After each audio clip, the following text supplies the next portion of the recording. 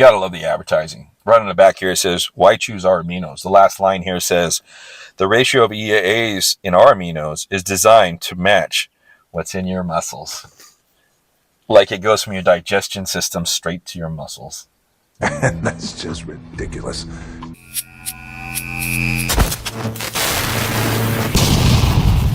What's happening, guys? Hope your day is going well. Today we're going to review AstroFlav by Astro Aminos. We're going to go over the ingredients so you know what you're putting in your body. If you like stuff like that, hit the subscribe button. Love to have you along for the ride. We're going to get the flavor all the way first. We have Caribbean Sunset. Fantastic flavor. I think the company's geared to flavoring, so you're going to be fine probably with most any products you choose from them. Then getting the ingredients out of the way. Put the ingredient profile right in front of me. We have 1 scoop at 15.3 grams, 30 servings. And it's got to have a little dome on it to get that 15.3 grams, but it's an amino formula. Just, if you're going to use this, just reach in, shake it a little bit, and just pour it in your shaker and get busy. No need to throw it on a scale or anything like that. Right on the top here, we have calcium at 60 milligrams. Calcium is going to help with the binding of actin and myosin fibers when it's released by sodium to actually create the contraction in here. Then we have phosphorus at 96 milligrams. It's going to help with ATP production, to help ADP regenerate back into ATP. And then we have magnesium at 48 milligrams. And magnesium helps, it's kind of anti-cramping. It blocks the calcium channels, or blocks calcium from entering into the actin and myosin fibers to help with that release mechanism so you can relax. Then we got some sodium chloride here. We got chloride and sodium at 180 and 117, if I'm reading that right. That looks like 180, but it might be 100. Then we have some potassium at 470 milligrams. We all love potassium. Potassium helps with the nerve signaling across membranes for the muscles to actually create the contractions. It's a signal for that contraction to happen. So one other thing I want to talk about this, the calcium and the magnesium are from Aquamin. Aquamin is a fantastic supplement. I actually take this with my multivitamin because it's got high bioavailable forms of calcium and magnesium, but it's also got over 72 trace minerals in it. Fantastic ingredient. What I don't like about this is they list those ingredients from Aquamin, but they're not really saying how much Aquamin is in that. So I can't really tell you if there's enough to make a difference, but trace minerals were lacking in them. So if this is not just calcium and magnesium pulled out of the Aquamin, but the Aquamin is actually an actual ingredient in this thing, then it's actually good. It's actually very, very good for you. So I like that. So jumping down to the bottom here, we got branched chain amino acid. We got the leucine, which I look at most here at 2.5 grams. We want to get 2.3 and above when you're looking at a BCAA EAA formula, just for that, if the possibility of the decrease in muscle protein breakdown and the increase in muscle protein synthesis, you want to go above that. So then we got the other amino acids here. We got the other branched chain amino acids, and we got the essential amino acids, the other ones in here. So basically amino acids, you want to be careful with amino acids. I'm talking about this a little bit. I'm a type 1 diabetic, for those who don't know, and amino acids can cause insulin resistance and can cause insulin spikes. So the problem that people can have with this is consuming it too often.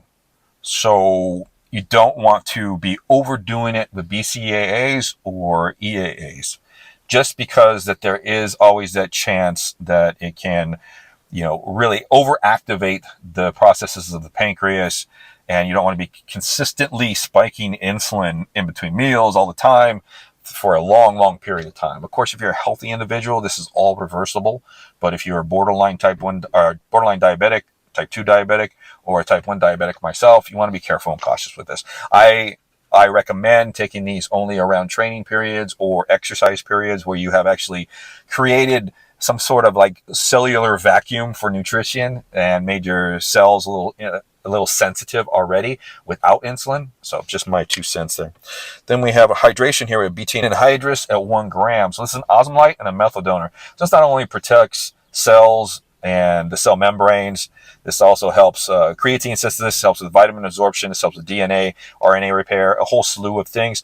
This also helps maintain fluid balance within cells, more of a hydration effect, just the water balance in the cells. So it's going to help you with endurance in the gym if you can stay hydrated. And then we have taurine at 1 gram. It's another ingredient that actually balances hydration in the body, but this not only balances hydration as far as water in the cells, but it also balances electrolytes. So a fabulous ingredient. There's a ton of other benefits to it. If you watch my reviews, you're going to find out that you're going to have, it removes heavy metals. It helps, it's a neurotransmitter and neuromodulator for GABA and glycine receptors for brain function, and it helps with bile acids in the body. So fabulous ingredient. A lot of benefits for both of these ingredients. Then we have coconut water powder at 500 milligrams. It's anti-inflammatory, has healthy fibers in it, helps eliminate waste and toxins. It's got medium chain triglycerides for energy production and metabolism support and blood glucose levels. So great ingredient there. So AstroFlav's Astro Amino, how did it do? It did fine. This is not a bottom of the line EA formula. This is a step up. It's not an enigma. It's not an intra-blast formula, but it was decent. I did notice the insulin spike that I usually get from amino acids from the leucine, and it was comparable to most other EA formulas that I got. So I know the amino acids are good, well sourced here, and they're inside the product. I think I already talked about be careful if you're type 2 or borderline diabetic or type 1 diabetic with the consumption of EAAs and BCAAs, just because the studies out there. I'm trying to put something together that kind of makes sense as far as a video to talk about this, because I feel like I need to be talking more about and letting you guys know as far as to think about health and the repercussions of some things that we could be consuming and taking too much of, because just all in all, bottom line is the research is not really concrete on EAAs and BCAAs building you muscle. They help with hydration. They help with energy production. They do have some anti-catabolic effects to them. So, I mean, they are good. I believe that they are something that if you train hard, you're in the gym for a long period of time, great, but it's not a meal replacement for protein.